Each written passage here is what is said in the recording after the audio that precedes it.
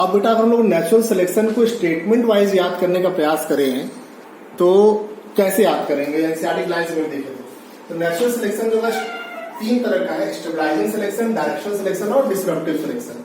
जो stabilising selection होता है उसका मेन स्टेटमेंट क्या होगा? हम कैसे करेक्टर को ज्यादा फेवर कर रहा होगा नेचर, तो फेवर कर रहा होगा मेन करेक्टर वैल्यू को। तो in which more individual acquire main character value, मतलब P और Q दोनों का नंबर बढ़ेगा। और इसका एग्जांपल क्या है? More number of heterozygous sickle cell anaemia individuals in malaria prone African population. मैं लौट कर भी आता हूं। डायरेक्शन में क्या होगा? एक डायरेक्शन में जा रहा होगा, और जब एक डायरेक्शन में जाएगा तो either P square either Q square, मतलब कि या तो होमोजाइगस डोमिनेंट या होमोजाइगस रिसेसिव को सिलेक्ट किया जाएगा, मेन करेक्टर को सिलेक्ट नहीं किया जाएगा। तो लिखा in which more individual acquire value other than the main character value. तो मेन करेक्टर वैल्यू के अलावा या तो होमोजाइगस डोमिनेंट को या रिसेसिव करेक्टर को ज्यादा प्रेफर किया जाएगा। इसको लोगों एक डायरेक्शन में होने वाला direction selection. Example evolution of giraffe, केवल लंबी गर्दन और लंबे पैर, एक डायरेक्शन में गया evolution giraffe. DDT resistant mosquito, लगातार डीडीटी डालते रहने से जो नॉर्मल ससेप्टेबल थे वो मरते चले गए, खाली डीडीटी वाले ही सेलेक्ट हुए, ये भी एक डायरेक्शन में गया, डीडीटी की तरफ गया। एंटीबायोटिक रेजिस्टेंट बैक्टीरिया, मैंने आपको आर्टिफिशियल सिलेक्शन दिखाया था कि जब बार बार आप एंटीबायोटिक का इस्तेमाल कर रहे होंगे तो उस पॉपुलेशन बैक्टीरिया की पॉपुलेशन में जो रेजिस्टेंट बैक्टीरिया होंगे उस एंटीबायोटिक के खिलाफ उनकी पॉपुलेशन धीरे धीरे बढ़ती चली जाएगी। तो एंटीबायोटिक पॉपुलेशन भी एक डायरेक्शन में गया। वैसे आपका dark wind moth in England याद करिए, जैसे पॉल्यूशन हुआ था तो जो ट्री ट्रंक था वो कैसा हो गया था? ब्लैक हो गया था। और ब्लैक वाले ज्यादा अच्छे सर्वाइव करके इनका प्रेडेशन कम हुआ। ऐसी कंडीशन में डार्क विंड मॉथ का नंबर लगातार बढ़ा, एक डायरेक्शन में गया, व्हाइट विंड का घटा। तो ऐसी कंडीशन में लोग क्या बोलेंगे? सब एक डायरेक्शन नाम होगा directional selection. Disruptive selection nature में रेयर होता है। और अगर इसका एग्जांपल देखें, हम लोग देखें इसमें स्टेटमेंट क्या होगा, तो इसमें मेन करेक्टर वैल्यू को छोड़ दिया जाएगा और दोनों करेक्टर को प्रीफर किया जाएगा। डोमिनेंट होमोजाइगस को भी रिसेसिव होमोजाइगस को। तो क्या लिखा? In which more individual acquire peripheral character. Peripheral character क्या मतलब? P स्क्वायर और Q square, dominant homozygous recessive at both end of the distribution curve. तो इसको डिसरप्टिव सिलेक्शन ये बहुत ही रेयर होता है। कैसा होता है बेटा? ये rare type of natural selection. और ये आपको मिलेगा सी स्नेल पॉपुलेशन, इसके अलावा sunflower in the California valley, इसका एग्जांपल होगा। इसमें जो डिटेल में आपसे पूछ सकता है क्वेश्चन दे करके, वो क्वेश्चन एग्जांपल बेस से पूछ सकता है स्टेबलाइजिंग सिलेक्शन का, more number of heterozygous sickle cell anaemia individual in malaria prone population. इसका मतलब क्या? देखिए इसका मतलब समझिएगा। जैसे हम लोग को पता है कि सिकल सेल एनीमिया एक ऑटोसोमल रिसेसिव करेक्टर है, पक्का?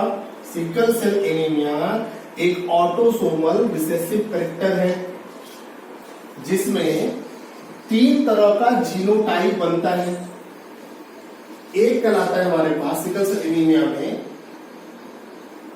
सिकल सेल एनीमिया में 3 तरह का जीनोटाइप होता है। इसका जो जीनोटाइप होता है वो 3 तरह का होता है। एक कहलाता है आपका HbA, ये कैसे होंगे बेटा? हम लोग नॉर्मल, क्योंकि इसमें दोनों एलील कैसे हैं? नॉर्मल। तो ऐसे पर्सन में हीमोग्लोबिन प्रॉपर बनेगा। अच्छा, एक करेक्टर कहलाता है HbA और HbS, ऐसा मतलब सिकल सेल। तो ऐसे में कैसा होगा? हेटेरोजाइगस। ये कैसा होगा? हेटेरोजाइगस, मतलब कैरियर होगा। इसमें सिकल सेल एनीमिया के करेक्टर सीधे नहीं दिखाई देंगे। हाँ, जब ऑक्सीजन की बहुत ज्यादा कमी हो जाएगी तब इसकी आरबीसी कुछ श्रिंक कर सकती है, पूरी नहीं करेगी, लेकिन ये हेटेरोजाइगस कंडीशन में होगा। वैसे एक कंडीशन में जीनोटाइप होता है HbS और HbS। ये कैसा होगा? ये होता है आपका सिकल सेल एनीमिक मेंबर। और ऐसे पर्सन जो होते हैं इनकी हीमोग्लोबिन पहले से कॉन्स्ट्रिक्टेड फॉर्म में, और उसमें अगर जरा से भी ऑक्सीजन कमी हो तो सबकी सब कोलैप्स कर जाती है। और जैसे ही सबकी सब कोलैप्स कर जाती है ऐसे पर्सन की डेथ हो जाती है। अब समझिए, इस अफ्रीका की पॉपुलेशन में 3 तरह के इंडिविजुअल हो सकते हैं, नॉर्मल जीनोटाइप वाले, हेटेरोजाइगस जीनोटाइप वाले या होमोजाइगस रिसेसिव जीनोटाइप वाले। इसको लोग बोल रहे हैं क्या? Sickle cell anaemia.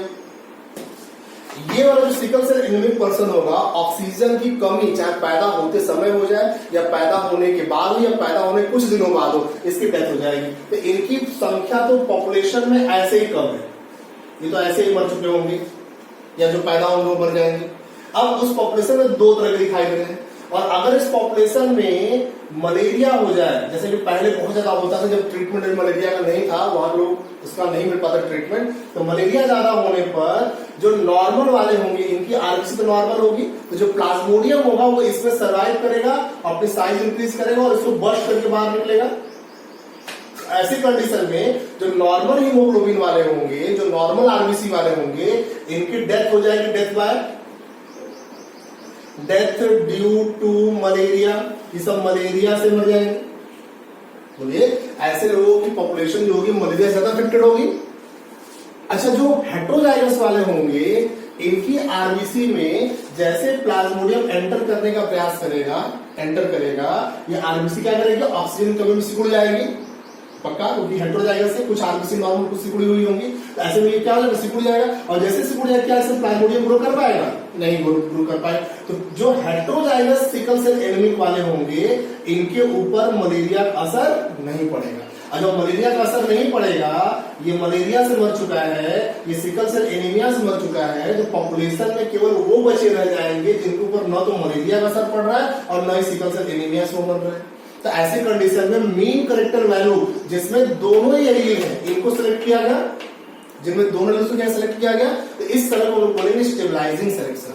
अक्सर क्वेश्चन आपसे यहीं से बनता है कि सर्कल सेल एनीमिया का जो हेट्रोजाइगस इंडिविजुअल होता है उसकी पॉपुलेशन जो अफ्रीका में ज्यादा है, उसकी वजह क्या है। इसकी वजह है सिकल सेल, उसकी वजह है आपका स्टेबलाइजिंग सिलेक्शन। नेचुरल सिलेक्शन का पहला पार्ट नाम है स्टेबलाइजिंग सिलेक्शन। बड़े समझ आ गया ना, तो बहुत ही ध्यान से याद रखिएगा। जबकि जिराफ की गर्दन एक तरफ लंबी हो रही है तो वो एक डायरेक्शन में गया, डीडीटी वाले स्पेशलिस्ट सेलेक्ट हो रहे हैं एक डायरेक्शन में गया, मेलिक मॉथ एक तरफ डायरेक्शन सेलेक्ट हुआ एक डायरेक्शन में गया। तो वैसे ही आपका जो प्लांट्स है, वीडिसाइड रेजिस्टेंट जो प्लांट है, इस तरह से जितने भी बैक्टीरिया या प्लांट जो कुछ भी एक डायरेक्शन में जा रहे होंगे, आप स्पेशल आर्टिफिशियल सिलेक्शन के द्वारा जो अलग अलग काऊ या बफलो के अलग अलग स्पीसीज बना रहे हैं, हालांकि नेचुरल सिलेक्शन, लेकिन वो भी किधर जा रहा है, आपका किधर जा रहा है, वो डायरेक्शन की तरफ जा रहा है, तो सब डायरेक्शनल सिलेक्शन गिना जाएगा। क्वेश्चन ऐसे भी घुमा सकता है। एक कोई एग्जाम्पल उठाएगा, बोलेगा इस एग्जाम्पल में स्पेशल करेक्टर वालों की संख्या बढ़ रही है, इसका एग्जाम्पल हो जाएगा डायरेक्शन। इस तरह की में वो करेक्टर बढ़ रहे हैं जो हेट्रोजाइगस हो जाएगा, आपका कैसा हो जाएगा, स्टेबलाइजिंग हो जाएगा। और जब बोलेगा कि एक ऐसा पॉपुलेशन है जहां पर डोमिनेंट और रिसेसिव की संख्या बढ़ रही है लेकिन मेन करेक्टर वाले घट रहे हैं, तो इसका एग्जाम्पल हो जाएगा आपका लास्ट का नाम होगा डिसरप्टिव सिलेक्शन। तो नेचुरल सिलेक्शन अच्छे से पढ़ लीजिएगा और उससे आने वाले एग्जाम्पल बेस्ड क्वेश्चन को ध्यान से समझ लीजिएगा बेटा, ठीक है। ये था बेटा all about the Hardy Weinberg principle और उसके फैक्टर जो उसको हार्डी-विंगर प्रिंसिपल को अफेक्ट कर रहे थे और उसके अलावा उन सबके एग्जाम्पल।